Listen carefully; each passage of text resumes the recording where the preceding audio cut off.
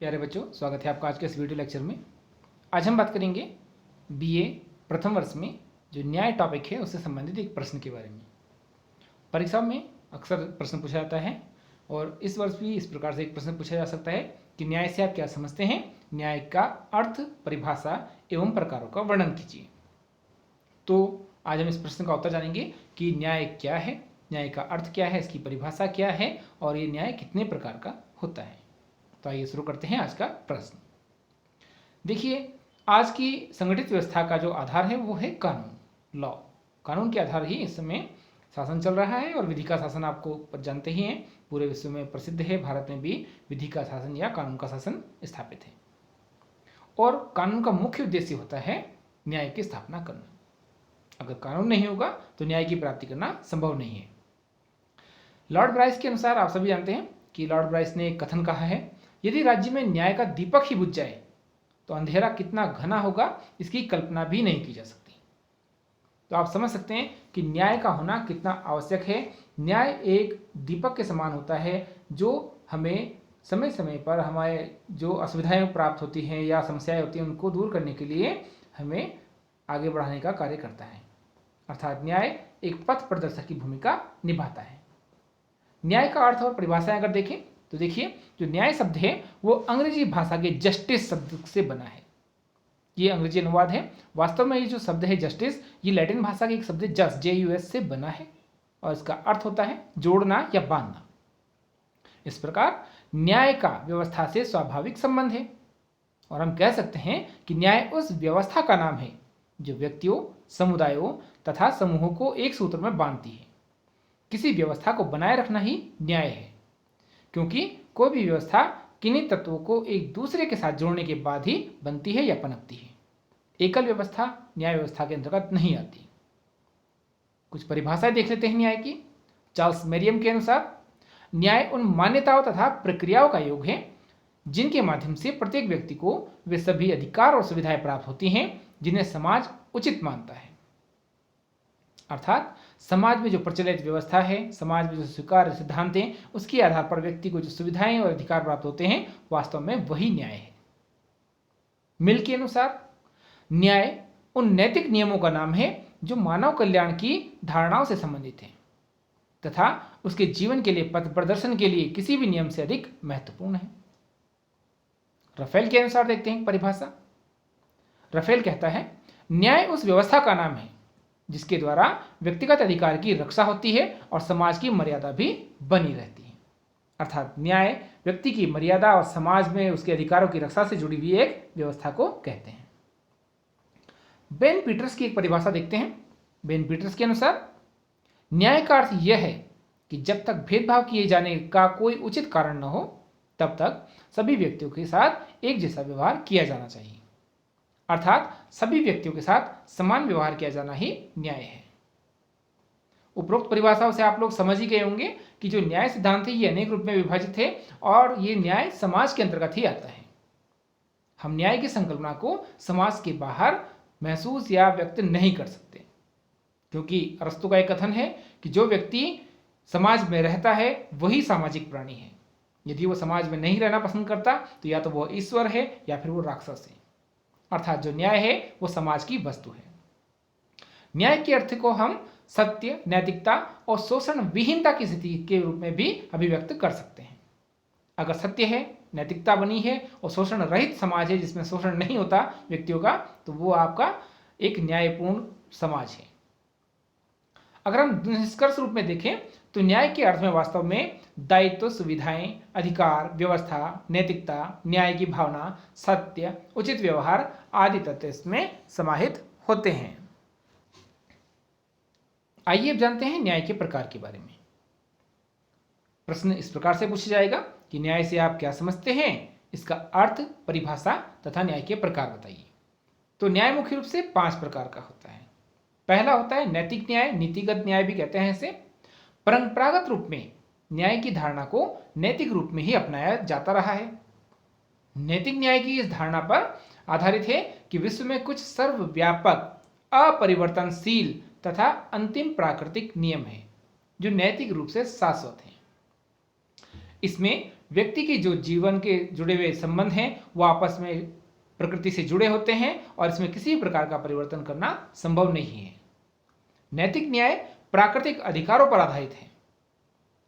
जब हमारा आचरण इन नियमों के अनुसार होता है तब यह जो न्याय होता है वो नैतिक न्याय कहलाता है।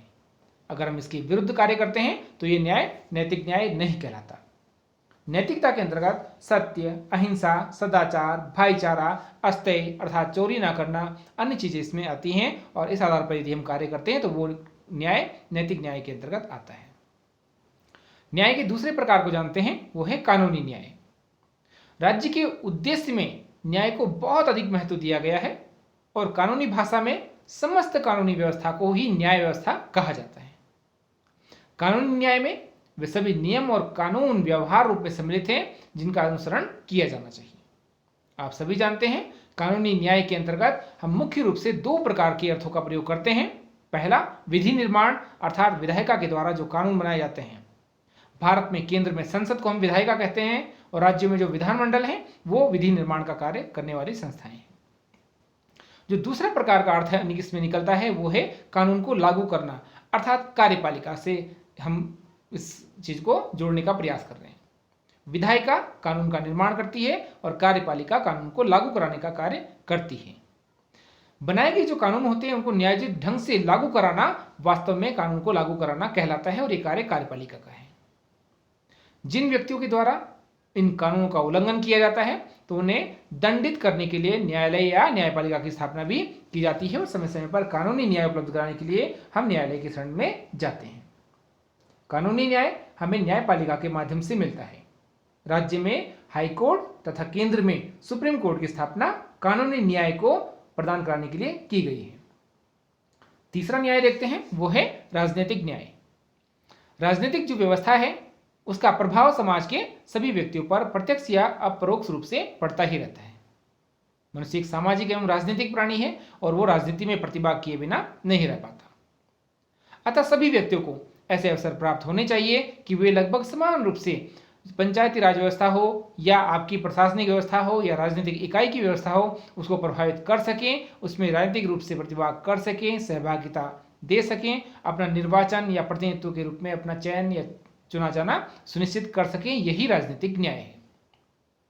और इस न्याय की प्राप्ति के लिए हमें लोकतंत्र के अंतर्गत, लोकतांत्रिक व्यवस्था के अंतर्गत विभिन्न प्रकार के साधनों का प्रयोग अवश्य करना चाहिए। राजनीतिक न्याय के रूप में हमें वयस्क मताधिकार प्राप्त होना चाहिए। इसके अलावा सभी व्यक्तियों को अपने विचार अभिव्यक्ति की स्वतंत्रता, भाषण की स्वतंत्रता, संघ निर्माण की स्वतंत्रता, सम्मेलन करने की स्वतंत्रता, संगठन बनाने की स्वतंत्रता तथा प्रेस की आज़ादी या प्रेस की स्वतंत्रता के साथ साथ न्यायपालिका की स्वतंत्रता भी प्राप्त होना आवश्यक है। ये सभी राजनीतिक न्याय के अंग हैं। यदि कोई व्यक्ति, मतदाता, प्रत्याशी या आम नागरिक किसी राजनीतिक पद को प्राप्त करना चाहता है तो वो भी लोकतंत्र में आवेदन करके प्रत्याशी के रूप में चुना जा सकता है और वो राजनीतिक न्याय प्राप्त कर सकता है। चौथे प्रकार का न्याय देखते हैं, वो है सामाजिक न्याय।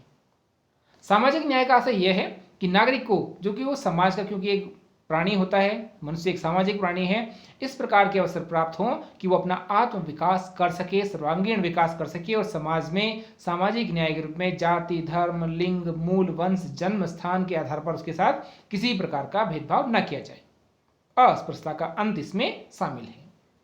एक अच्छा जीवन जीने के लिए उसके लिए जीवन निर्माण की आवश्यक परिस्थितियां भी उसे प्राप्त होनी चाहिए। यही सामाजिक न्याय है।